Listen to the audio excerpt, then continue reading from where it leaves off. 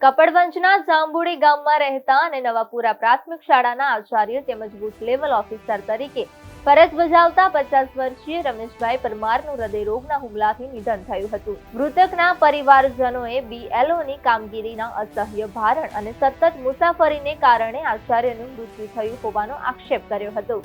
મૃતકોના પરિવારજનો મુજબ રમેશભાઈ પરમાર 18મી નવેમ્બરની મોડી રાત સુધી મતદાર યાદી સુધારણાની કામગીરી કરીને ઘરે આવ્યા હતા. કામના ભારણ અને થાકને કારણે તે જમ્યા પણ નહોતા અને રાત્રે સૂઈ ગયા હતા, પરંતુ સવારે તેઓ ઉઠ્યા જ નહીં. પરિવારજનો તેમને તરત જ બાયડની ખાનગી હોસ્પિટલમાં લઈ ગયા, જ્યાં ફરજ પરના તબીબે હૃદયરોગના હુમલાથી મૃત્યુ થયાનું જણાવ્યું હતું. છેલ્લા પખવાડિયાથી બીએલઓની ફરજને કારણે રમેશભાઈ પરમાર સતત સ્ટેટસમાં હતા અને તેમને ઉજાગરા કરવા પડતા હતા. જાંબુડીથી તેમની ફરજનું સ્થળ નવાપુરા પ્રાથમિક શાળા રોજ 48 કિલોમીટર દૂર છે. તેઓ રોજ બાઇક પર આવવા જવા માટે 94 કિલોમીટરથી વધુની મુસાફરી કરતા હતા.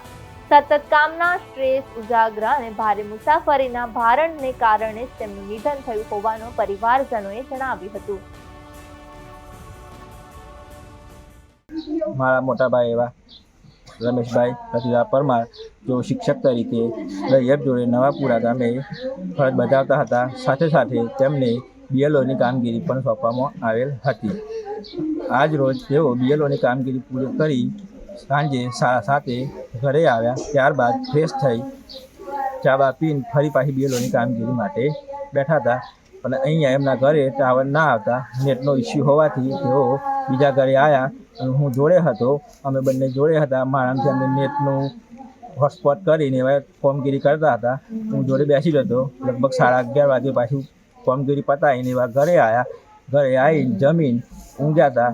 ઊંઘ્યા પછી સવારે વહેલા 5 વાગે ઉઠવાની ટેવ હતી એમને, પણ એ આજે સવારે 5 વાગે ઉઠ્યા નહીં. એટલે ઘરના વ્યક્તિએ તપાસ કરતાં જણાવ્યું તો સવારે ઉઠતા નહોતા. એટલે અમે પ્રાઇવેટ ગાડી મારફતે એમને દવાખાને લઈ ગયા. ત્યાં આગળ દવાખાને ડૉક્ટરને તૈયારી બોલાયા ઇમરજન્સી. ડૉક્ટર ત્યાં આવ્યા, ચેકઅપ કર્યું, રૂટીન જોયું તો ત્યાં આગળ ડૉક્ટરે એમને મૃત જાહેર કર્યા. તે બીએલઓની કામગીરી કરતા હતા. કામનું પ્રેશર વધારે હતું.